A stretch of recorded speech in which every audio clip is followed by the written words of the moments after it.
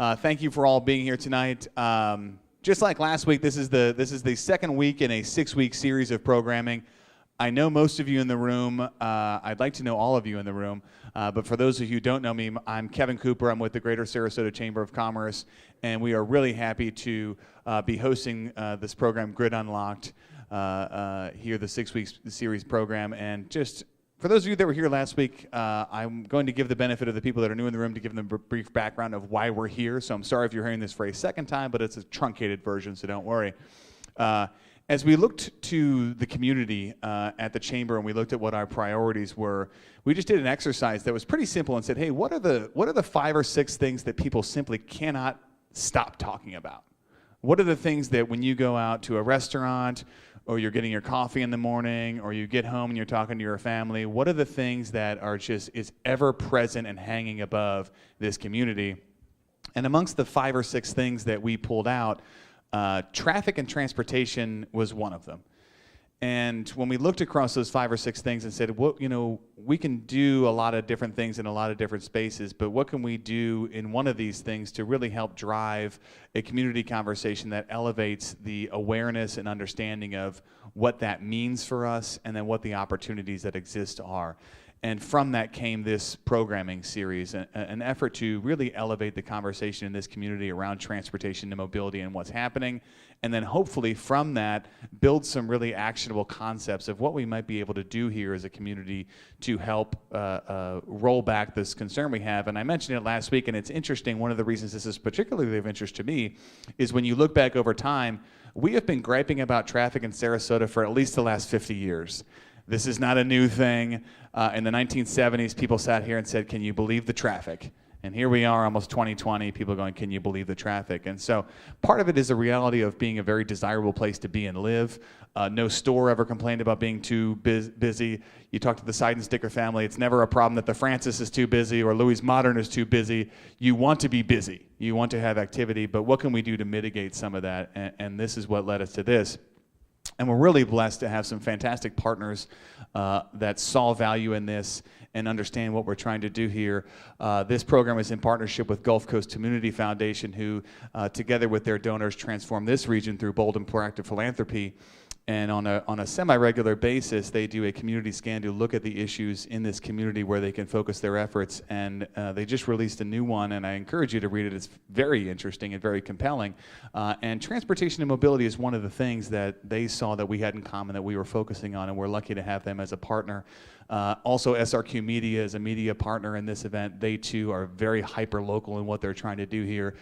Their readers, their advertisers, their stories, they focus on these things, and so the value is there for them to be involved in something like this. So I'd be remiss if I didn't thank them. Quick brief thing, if you were not here last week, shame on you. I don't know what you were doing that you couldn't sit around and talk traffic. But I want to give you a brief sense of what we were doing last week. We had Damian Miller in from Tyndale Oliver. He's a principal in Tyndale Oliver out of Tampa. Tyndale is often hired by the city of Sarasota and Sarasota County to work on transportation and mobility issues and what they're doing here. Very well versed. And last week was just a primer. It was let's get a shared set of definitions of what is going on here. And so Damian talked a lot about the nature of traffic in this community. How have we grown over time? He even got granular enough to look at different intersections that you would all be familiar with and said, hey, we do these things, and how's the traffic at Fruitville and 301 changed over time? And how is vehicle mile traveled? How do people utilize their vehicles now versus what they did during the recession versus what they did before the recession? What is the nature of human interaction with the vehicle and the automobile? Particularly, how does it relate here to Sarasota? If you signed up for this event, or if you want to, make sure we get your email when you leave here tonight. Last week after the event, we followed up with everyone to make sure they got the slides from last week's event. We will do the same thing with this event, but we will also send the slides for last week. So if you're not here last week, can get the information last week. We had them posted online, and at the end of this, you will be able to have the collective series to be able to look back and reflect upon what we've done as a piece. What I want to do now is introduce really my partner in this, and really the brainchild for it, who really pieced this together, and who's a great supporter and partner at the Chamber, and really a partner in this community, to introduce tonight's speaker. Certainly wouldn't be happening without a partner at Hoyt Architects, Chris Gallagher, a former chair of the Chamber, and really all-around good guy. So I want to bring Chris up here tonight, and he's going to introduce tonight's speaker. So thank you all for being here. I hope you find it informative and interesting. And if you have any feedback following this event, I encourage you to reach out to communications@sarasotachamber.com. We've been getting feedback from last week, and it helps really shape how we do these things. These are kind of fluid, so it's nice to get your feedback from how they go. So thank you for being here, and thank you, Chris. Thank you, Kevin. One more sponsor I want to mention. When I reached out to Steve Seidensticker at the Francis, and I said, Steve, can we use your hall for our series? And he said, absolutely. So he's donated the use of the hall here for this 6-week series. So I want to thank Tableside Restaurant Group as well. And as Kevin said, we are doing our best to get this stuff together. We are videoing this tonight. We did do a video last week. We had a couple of battery glitches last week, but our IT people are sort of stitching together the audio and video for that. So both those videos and the videos of the upcoming events will be put on that same link. So for all of you that attend, that'll be available to you as well. As Kevin said, we did some information just sort of last week, was sort of an introduction to this whole subject of traffic and congestion and peak hour and that kind of thing. And part of the, in any community in America, part of the answer to how do you solve some of those problems, and I say part of, but clearly not the only answer, but part of the answer is transit. So we will talk some more about transit in the 6 weeks, but today we're going to do a deep dive on that. The speakers that we've asked to come in here have a rather challenging role. Some of this stuff can get pretty detailed, and I think the group of speakers we found have been able to bring a balance to the real technical jargon and really get it across to most of us who are lay people about dealing with these issues. So I think Demian did a great job with that this week. I think our speaker tonight, I've seen his slideshow, and I've spent a good deal of time talking to him in preparation for this, and I think he will do the same tonight. So we're going to talk about transit tonight. So our speaker will do his presentation. We'll do a Q&A, so if you've got some questions after that, he'll be happy to field those. I've also asked, Sarah Blanchett is here, she's in the front row from Sarasota County, so if there's any specific question you have for Sarasota County, and has Steve Kova showed up yet? Steve is the new planning director at the city of Sarasota. There's another event going on tonight at about the 10th Street roundabout. Steve is over there right now, and we're hoping he'll break away, and so by the end of the evening he'll be over here. So if you have any specific questions about transit in the city of Sarasota, our speaker is going to talk about those things, but more generally about the whole subject of transit, where it's been, where it's going, etc. So again, we'll manage that as we wrap up. Our speaker tonight, many of you probably do not know, and probably many of you in the room know his son more than you know him. Our speaker is a guy named Rich Bider. His son is Jesse Bider. And Rich has I only met him just a couple of months ago. I knew that we had like many of, we have these incredible resources in Sarasota. They're a group of older men and women who just have extraordinary life experiences, who are now semi-retired or retired and are willing to share their time with us as we continue to grow as a community. And Rich is one of those guys. He lives here in Sarasota. He spent much of his career in Tallahassee. He's been on both state and federal groups helping them plan transportation. And let me just tell you a little bit about him specifically. Most recently, he served as Assistant Secretary of Intermodal System Development at the Department of Transportation in Florida. Rich is also, and I think you'll get a little bit of taste of this, he sort of emerged as a visionary in FDOT's efforts to become a national leader here in the state of Florida with automated vehicles. Much of his career had to deal with intermodal transportation, which includes a whole bundle of things, not just moving people, but freight and all kinds of other things. But that has been his, and if you know Jesse, and you know Jesse likes to push the things on the threshold of the future, I can see where he got that now, having met Rich. So with no further ado, Mr. Rich Bider. Rich?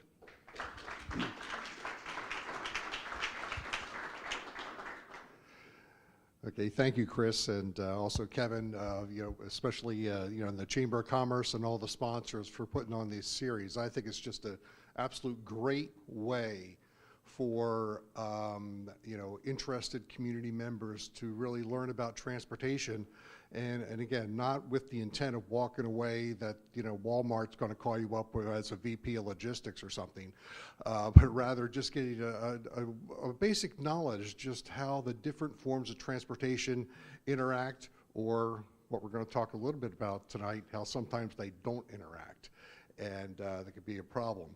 One thing that kind of Chris mentioned just in the forefront, and I'm giving you all fair warning now, often my wife will ask me what time it is, and she says, gives me the time, don't tell me how Big Ben was built.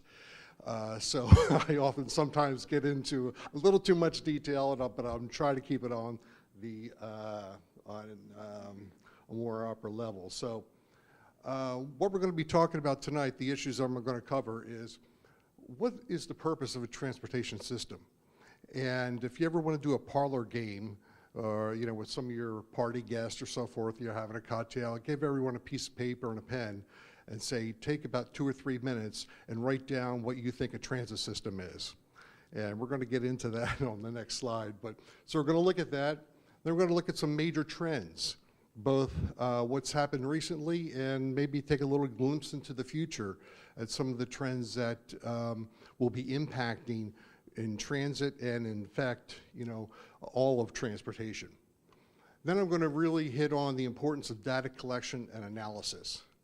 And I can't emphasize that enough, the importance of data and how that relates to anything from planning to operations to funding.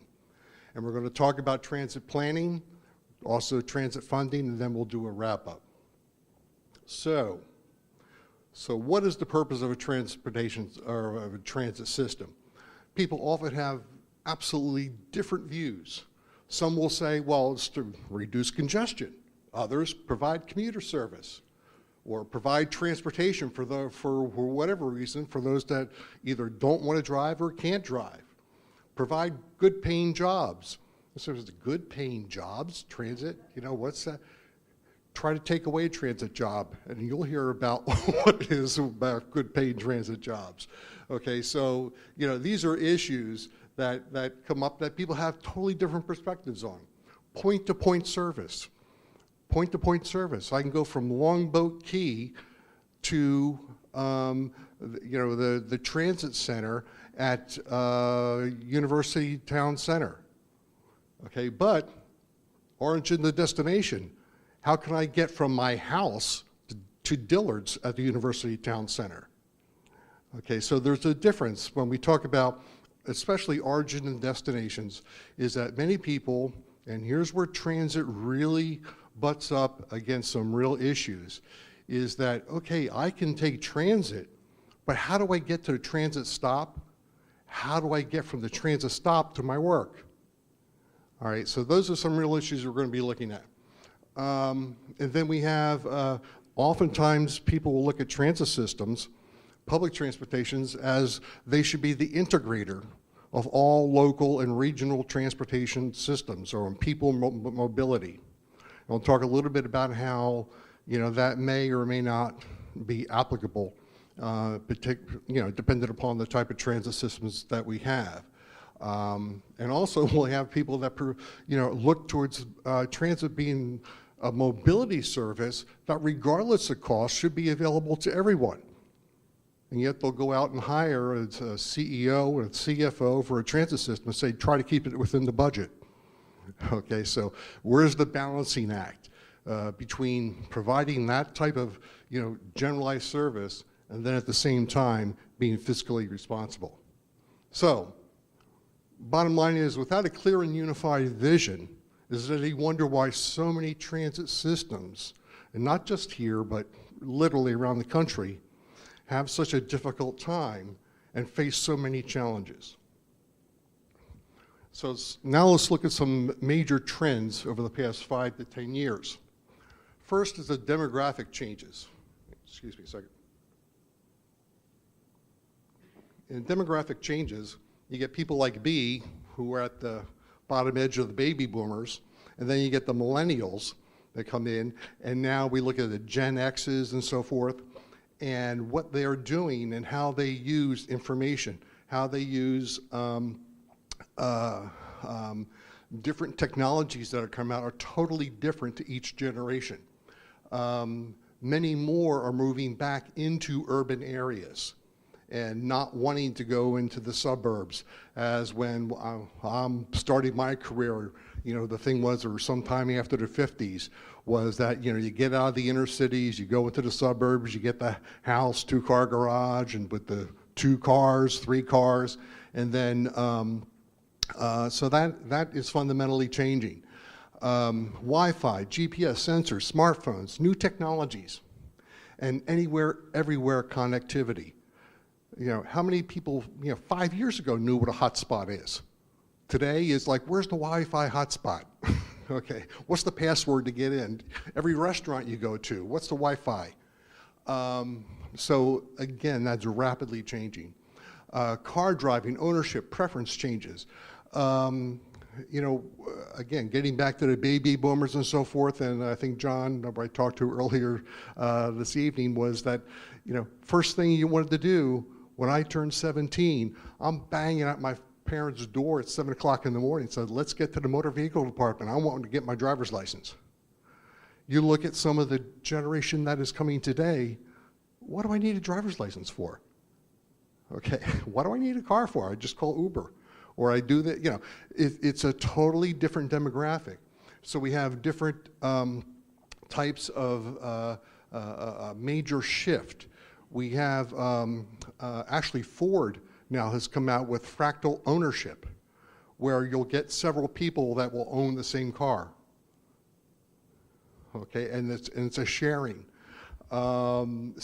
Again, these patterns are changing, and I don't want to get too much in tonight because you have a full session on it later on in the series about automated vehicles and so forth, and that's going to be I think a really important topic, because our transportation it's a total transformation of what we know. I mean, it's like going from the horse and buggy to the automobile. That is how much this is changing, particularly with autonomous vehicles. So travel is life experiences. People often enjoy not just the fact now of getting from A to B, but the movement from A to B. I want it to be enjoyable as possible. Example, look at the cruise industry. 30 years ago, whoever took a cruise? Today, it's a major form of recreational transportation. So again, different life experiences. And redefining transport through the new street design service. We just mentioned tonight how we're talking about roundabouts coming in here. There's traffic calming. We have, again, we look at around the world in some of the models where they've taken, high impact areas and actually reduced the number of lanes, slowed down the speed, but at the same time increased volume. So again, through different designs, that is happening. Okay, so what are we looking at in the future, in the next 5 or 10 years? Again, I'm going to be talking about data a little more, but synchronizing, connecting every network, so that regardless, and we have that today, regardless of whether you have an Android phone, an iPhone, Samsung, or whatever, we can all get into the same websites. We can all communicate with the same databases, and more, that's becoming more ubiquitous. Performance-based public-private partnerships are becoming the norm rather than the exception, and that's in many areas. And actually, my next slide, I'm going to talk about how that's happening in transit and what the impact is. Diversification and consolidation of transport manufacturers and providers. We have companies now, I'll use that as an example. Former CEO of UPS, a guy by the name of Jack Kelly, once said UPS was a trucking company that used technology. Today, we're a technology company that uses trucking. Okay, they're now an airline, they're a package delivery service, they're a long-haul trucking service. So again, they get into, many companies are becoming much more diversified. And if you need any more example, think Amazon and all the businesses that they have gotten into. Modular and combined shared e-mobility systems to scale in urban areas. So that, again, from bike riding to Uber, Lyft, so forth, how we interconnect with being able to access all of these online, all these different types of transit mobility systems, commercial deliveries and phased introduction of drones. Again, that's happening as we speak. Driverless vehicles, their potential, which we talked about. And then MaaS, which is mobility as a service. And I'll have my little slide on this, but again, this is with, like you're using your app phone to be able to do all-in-one for transit with routing, booking, payment, unlocking, doing games, trading, so forth, that you have now apps that do multiple applications on this. So, the performance-based public-private partnerships becoming the norm rather than the exception. In the United States, most of the transit systems are owned by local governments. However, there have been starting to look at different ways they can bring in the private sector to, number one, cut cost for current transit systems. Because you figure, if we look at a transit system, many of which operate 24/7, different schedules, different times, but basically operate 24/7. Well, your heavy commute times, or with the most traffic, are during the morning, afternoon commutes. But at 11 o'clock at night, you may not get a whole lot of people going. So do you still need a 48-passenger bus to run a route that carries 10 people? All right, or should we switch out equipment, that sort of thing. So transit systems agencies are starting to look at that to the point where can we be able to use the private sector to fill in to be able to provide that. And again, I talk about the, where's my little, there we are. I had it there, from origin to destination. Again, how can we use the transit system on its core ability, and that is provide the point-to-point transportation, and then being able to partner with the private sector to provide the origin to destination part of that journey. Again, at a reasonable price. And also special needs, about how transportation special needs is a big thing. Anywhere from getting people that are disabled or with any special disadvantages, getting to and from their medical provider, for example. Again, that can fall within this. Transit operators typically retain vehicle ownership and the direct private operators on routes and services that they want them to provide. One of the main reasons why that's done is because, we're going to get into funding later, a major source of funding, I don't know, that shouldn't go, sorry. Isn't technology great? Stop it. Anyway, anyway, one of the reasons why they do that is because the ownership is where they get the funding for that is from the Federal Transit Administration. And the Federal Transit Administration can't give that funding to private operators.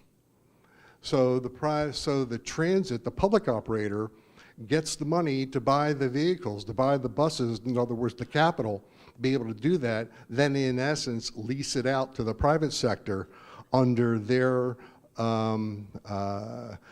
supervision, if you will, again, to provide the routes and schedules that the private sector is to operate. Now, some examples.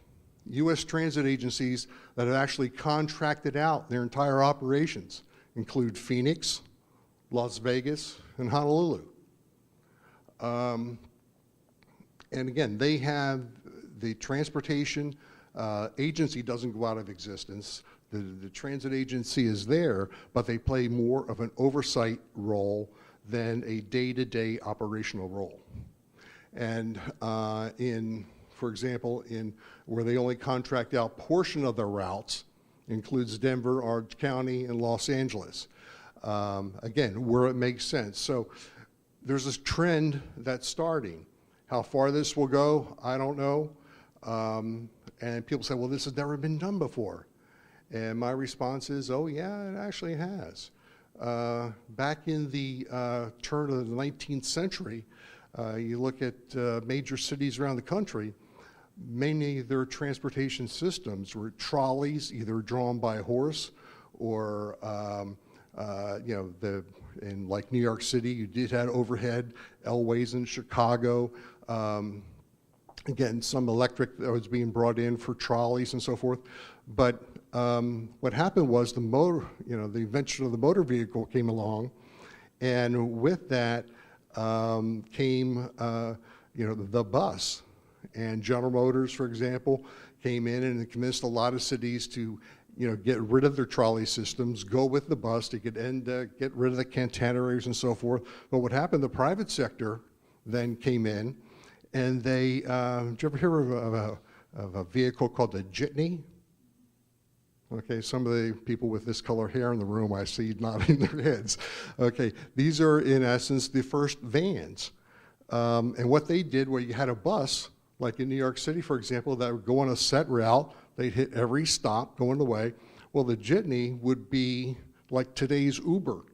They would hit the same spots, pick up people, and drop them off in the middle of the block, or where they needed to get off. And so you actually had cities around the country passing laws to ban the jitney. But long story short, within a 10-year period, that all ended. And so it did get transformed, and hence you have a whole taxi industry that developed. All right, so now let's talk about some of the technology and what this means. Mobile apps, for example, it really is a game changer. Over here, we can see, through our smartphone, we're able to access anything from airlines to taxis to, our own vehicle, if you will. Being able to, crosswalks, in some cases we have smart crosswalks that are coming. So we're able to access all of this just with our smartphone. And again, some of the areas we have guided step-by-step navigation. How many of you actually used your phone for navigation, either through Google Maps, Apple Maps, or other versions? And it'll have on there: are you driving, walking, you're riding a bike? And it'll give you those options: how long it's going to take you, and what is the most optimum route to take with that form of transportation that you're choosing. And now we also have where these companies, these private companies, are also getting online, getting onto the websites of the various transit agencies and being able to pull out from there the line schedules and the routes. And then even given real-time service and alerts and advisories.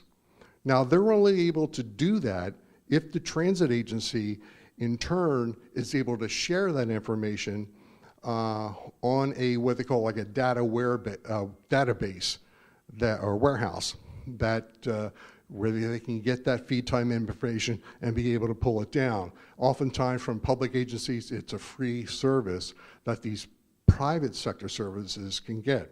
The same way Waze, for example, which get Waze Maps, which is owned by Google and so forth, they're able to get on to various 511 sites of the states and be able to pull down, what roads are under construction, for example, or traffic incidences and so forth, and be able to put that in real time into your iPhone. So I pulled up an example here. This is from a company called Move It, and I'm not doing any infomercials here because there's plenty of these companies that are out there. But it's a company called Move It, and their website is moveit.com. And you go up here, and I decided I'm going to go tomorrow morning, leave Longboat Key. I know this is very hard for you to read, but in other words, I want to leave the Longboat Key Club at, say, 10 o'clock in the morning, and I put here 10 o'clock in the morning, and I want to go to the University Town Center.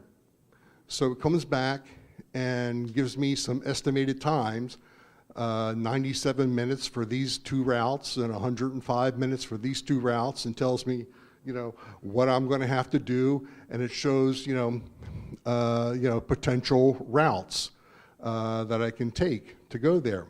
So I had chose this route, and this is what it came back. And it tells me, okay, now I got to walk, I think it's 10 minutes to go from Longboat Key Club. I got to walk from there over to here to get the bus, and then the bus is going to go, and it's going to bring me into downtown Sarasota, the station, and I'm sorry, this is in yellow here, and then it's going to have me come up here, up to by the Sarasota airport, and I'm subject to, I get downtown, I'm going to wait for 2 minutes to get this bus that's going to go up there, and then I'm going to have up to maybe 15 stops that I may be subjected to, and then I'm going to wait for the bus number 2 at the airport, and then that's going to bring me up to the Sarasota Pavilion, and and I'm going to have up to 20. I think that's 24 stops. So anyway, you can see all these button here and stops, but again, it gives me the whole route and what I'm actually going to be facing, and actual bus numbers and so forth and transfers that I'm going to be able to do. You know how much it cost me? Nothing. Okay, nothing for the app. Now that doesn't include the fare for the transit, but again, the app is free. Okay, next, I use as another example Google Transit, which basically performs the same function. I went up, put in the same parameters, but they did a little bit different. And interesting, they came up with different numbers. And what it's showing here is that, I've got on this route, it's 1 hour and 45 minutes from the time I leave here until by the time I get here. So again, I can choose up to 4 different routes, and it shows me what routes I'll be able to go. Then, if I were to hit on that and get it, and then it would provide, again, more information. But again, that's all that you can get, just from, again, free. It's free to you as a consumer to be able to do that. And it's interesting. I'm not going to get into specifics about what some transit systems do, what some transit systems don't. But if you ever want to take a look, how easy is it to do it on one of these apps versus trying to go on a website and try to find that on your own? And oftentimes you're directed to call a number, and you have to call somebody. Then that person on the other end of the line has to figure out where you're going. Then they have to figure out what routes you're going to take. Then they have to convey that to you. So, and you look at the cost involved, again, not your cost, but the cost to the agency of being able to have to support somebody to be able to do that.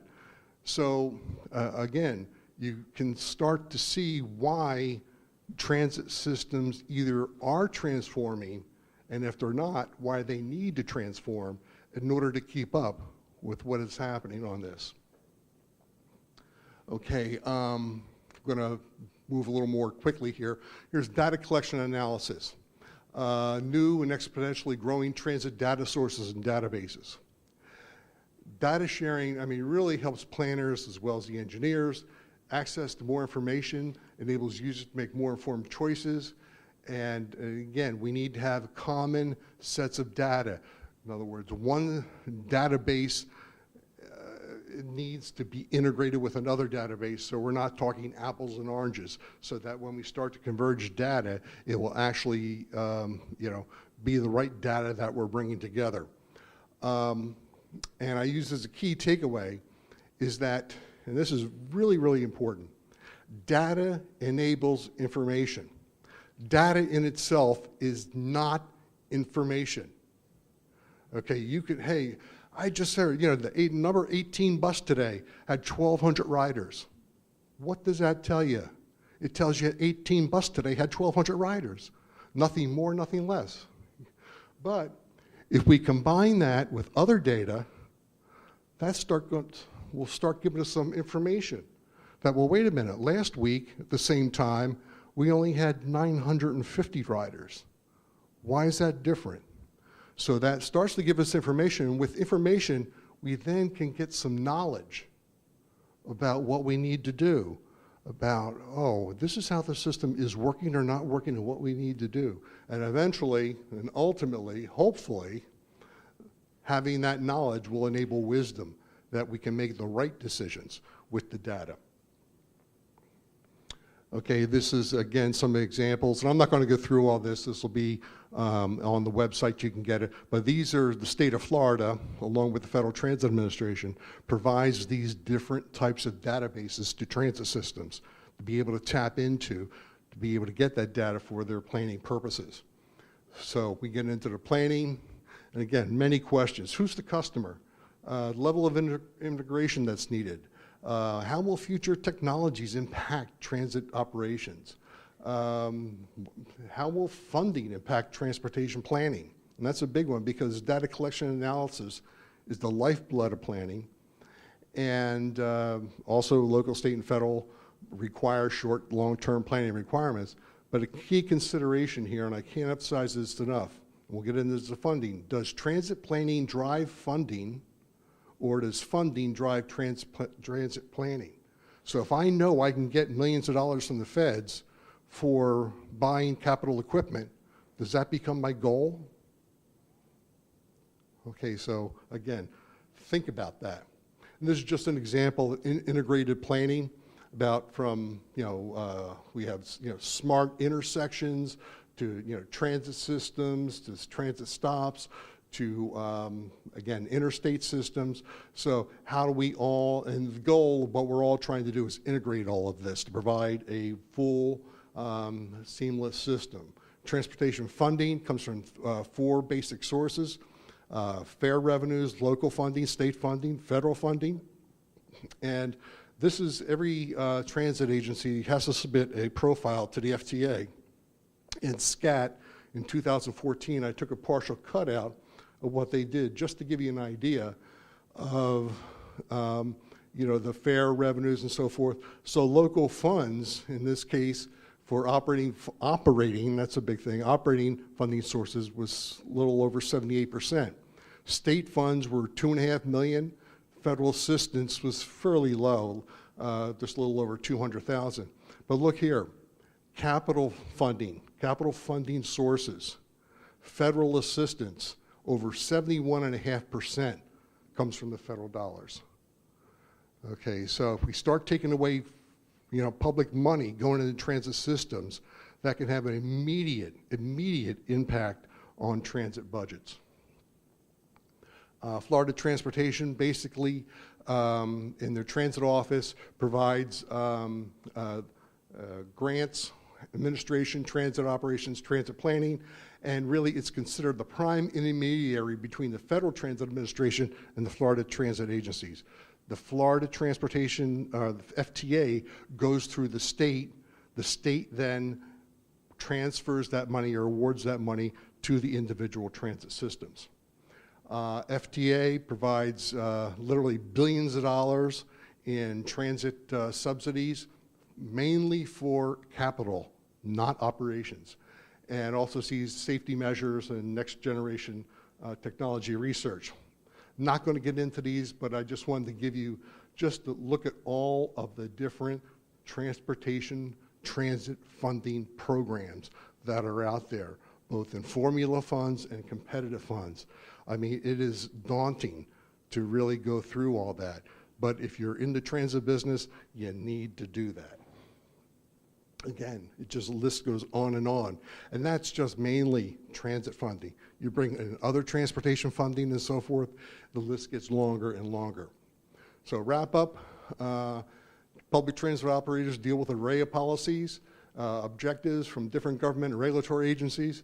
I mean, it's not easy.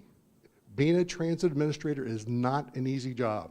Information age brings new challenges and opportunities, new and integrated technology. Public partnerships are going to transform transit as we know it. Exponential growth of transit data sources, integrated warehouses are coming more and more online. Transportation planning is a complex issue. It's a complex process. And there are numerous local, state, federal, and transit funding sources. I thank you all for your patience and time, and I hope I was able to impart just a little bit of knowledge about transit. Thank you.